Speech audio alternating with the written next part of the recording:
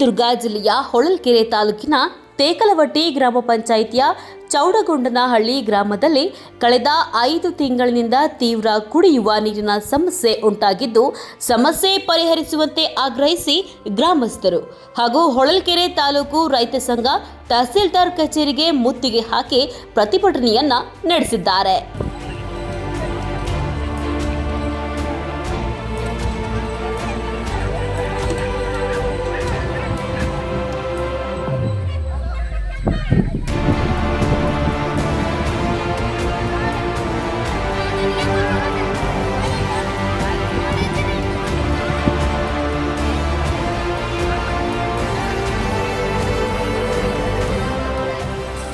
ಚೌಡಗೊಂಡನಹಳ್ಳಿ ಗ್ರಾಮದಲ್ಲಿ ಕಳೆದ 5 ತಿಂಗಳಿನಿಂದ ಕುಡಿಯುವ ನೀರಿನ ಸಮಸ್ಯೆ ತೀವ್ರಗೊಂಡಿದೆ.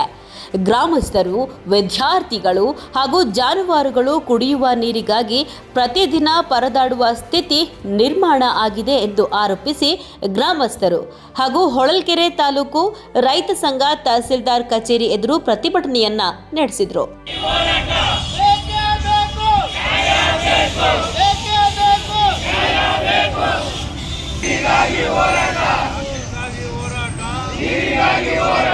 ಕೆಲವು ದಿವಸದಿಂದ ನಮ್ಮ ಹಳ್ಳಿ ಒಳಗೆ ನೀರಿಲ್ಲ. 3 ತಿಂಗಳಿಂದ 300 ಮನೆ ಗ್ರಾಮ ಮನುಷ್ಯ ಸಾಯ್ತಾನೆ ಅಂತ ಹೇಳಿದ ಮೇಲೇನು ಸ್ವಲ್ಪ ನೀರು ಬಿಡ್ರಿ ಅಂತಾರೆ ಮನುಷ್ಯನಿಗೆ.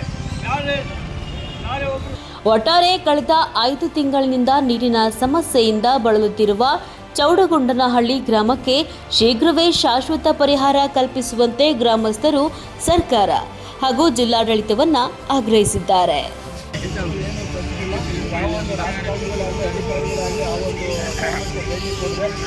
ನಿರ್ಲಕ್ಷ್ಯ ಮಾಡಿದ್ದಾರೆ.